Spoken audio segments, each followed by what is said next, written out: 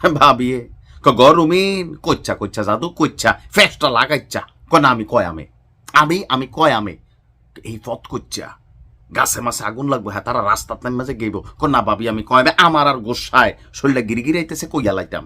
তো শব্দটা কি ফানি স্টাইলে যদিও বলছি, এই মুহূর্তে সোশ্যাল মিডিয়াতে বেশ কয়েকটা জিনিস ভাইরাল। এর মাঝখানে গতকালকে এনসিপির একজন নেতাকে আমাদের নির্বাচন কমিশনের অফিসে যে পরিমাণ মারধর করা হয়েছে সেই দৃশ্য আমরা দেখছি। আর ব্যারিস্টার রুমিন ফারহানা তিনি অনেকটা রাগান্বিত অবস্থায় ছিলেন, ঠান্ডা ক্যারেক্টারের একটা মানুষ, বাট হঠাৎ করে এতটা রাগান্বিত হয়েছেন কারণ তার গায়ে ধাক্কা দেওয়া হয়েছে, তিনি অভিযোগ করেছেন। যাই হোক, এরপরেই তাকে নিয়ে এনসিপি বেশ কিছু বক্তব্য দিয়েছে। এর মধ্যে হাসনাত আবদুল্লাহ একটা বক্তব্য দিয়েছে যে রুমিন ফারহানা হচ্ছে আওয়ামী লীগ বিষয়ক সম্পাদক। আর আজকে হাসনাত আবদুল্লাহর ছবি শেয়ার করে রুমিন ফারহানা স্ট্যাটাস দিয়েছেন, এটা ওই ফকিন্নির বাচ্চাটা না যে আমাকে আওয়ামী লীগ বিষয়ক সম্পাদক বলেছে। বিষয়টা হচ্ছে কি, রেগে গেলেন তো হেরে গেলেন। এখন রুমিন ফারহানার কাছ থেকে এই ওয়ার্ডটা শুনে আওয়ামী লীগের নেতাকর্মীরা অথবা বিএনপির নেতাকর্মীরাও ব্যাপক বিনোদন পেয়েছে, কিন্তু এনসিপির নেতাকর্মীরা তারা কিন্তু ক্ষিপ্ত হয়েছে। বেশ কয়েকটা ছবি শেয়ার করেছেন রুমিন ফারহানা, আমরাও ছবিগুলো আপনাদেরকে দেখাচ্ছি বা দেখছেন ইতিমধ্যেই। হাসনাত আবদুল্লাহ বা সার্জিস আলম সম্পর্কে আমরা জানতাম যে তারা একসময় ছাত্রলীগ এবং আওয়ামী লীগের খুব কাছের লোক ছিল তৎকালীন প্রেক্ষাপটে। সার্জিস তো আমার বঙ্গবন্ধু বলতে বলতে লোলমোল ফালাই দিছিল। তো হাসনাত আবদুল্লাহরও বেশ কিছু ছবি তিনি প্রকাশ করে বলছেন, একটা ছবিতে পিছনে লেখা আছে, সেই তো ধন্য যে ছাত্র জীবনে ছাত্রলীগের গর্বিত কর্মী হওয়ার সুযোগ পেয়েছেন।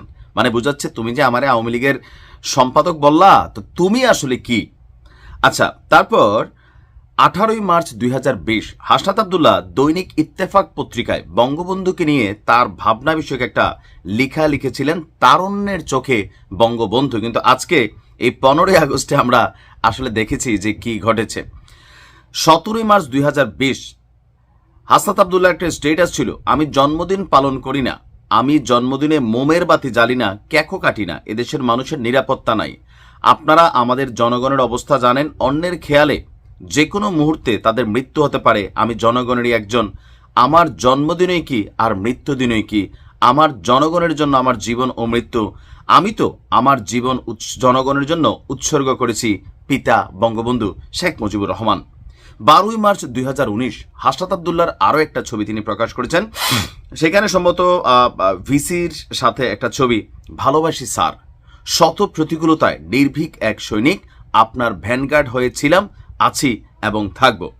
এরপর হাসনাত আবদুল্লাহর 31/7 সম্ভবত 2022 একটা বাংলাদেশ ছাত্রলীগের যেই নিবন্ধন ফর্ম আছে সহ সম্পাদক পদে, এখানে লেখা আছে, জনাব হাসনাত আবদুল্লাহ প্রিয় সহযোদ্ধা, সংগ্রামের শুভেচ্ছা গ্রহণ করবেন। জাতির পিতা বঙ্গবন্ধু শেখ মুজিবুরের আদর্শ ধারণ করে উন্নত এবং সমৃদ্ধশালী বাংলাদেশ বিনির্মাণের স্বপ্নদেষ্টা দেশরত্ন শেখ হাসিনার রূপকল্প 2041 এবং চতুর্থ শিল্প বিপ্লব বাস্তবায়নে আপনার সপ্রতি পদাচরণা প্রশংসনীয়। আপনাকে বাংলাদেশ ছাত্রলীগ কেন্দ্রীয় কমিটির সহ সম্পাদক পদে মনোনীত করা হলো। আসলে এরকম অনেক নামি দামি পোস্টে এই সার্জিস এবং হাসনাত কিন্তু একসময় ছিল। তো আজকে যখন তাদের মুখ থেকে বঙ্গবন্ধুর জন্মদিন নিয়ে মুজিববাদ মুজিববাদ লোলটোল আবার এখনো পরে এই ধরনের বক্তব্যগুলো, এগুলো অনেকে হাসে, আবার অনেকে মনে করে যে না তখন তারা বোঝে নাই, এখন তাদের বোধোদয় হয়েছে, এখন তারা নতুন করে সব বুঝতে শিখছে। যেমন পিনাকিদার একটা চ্যালেঞ্জ দেওয়া হয়েছিল, 13 এবং 25 আপনি 71 নিয়ে যে ভিন্ন ভিন্ন অবস্থান নিছেন সেটা ব্যাখ্যা করেন। তো তিনি একটা কথা বলছেন, 13তে আমি বুঝতাম না, 25 এসে বুঝি, এই জন্য আমি আমার ট্রেন্ড বা ট্র্যাক চেঞ্জ করছি। এখন রুমিন ফারহানার মুখ থেকে হাসনাত আবদুল্লাহকে এই যে শব্দটা বলা হলো, এই শব্দটার আসলে ইফেক্ট কি? বেসিক্যালি রুমিন ফারহানা তিনি একজন শান্ত স্বভাবের রাজনীতিবিদ এবং সর্বজন শ্রদ্ধেয়। তো মোট কথা হচ্ছে রাইগা গেছেন, বা হাসনাত আবদুল্লাহরা যেই ভাষায় কথা বলেন তিনি হয়তো ওই ভাষাটা নিতে পারেন না, আবার ভাবতেছেন যে কাটা দিয়ে কাটা তুলতে হয়, হ্যাঁ মানে আঙ্গুল বাঁকা যে করে তার সাথে আঙ্গুল বাঁকা করেই চলতে হয়। এটাও বাংলাদেশের একটা রাজনৈতিক ট্রেন্ড। তা আপনি কি ভাবছেন রুমিন ফারহানার এই স্ট্যাটাস শেয়ার এবং এই শব্দ প্রয়োগে আসলে কি, মানে এটার ইফেক্ট কি হবে? ভালো থাকুন।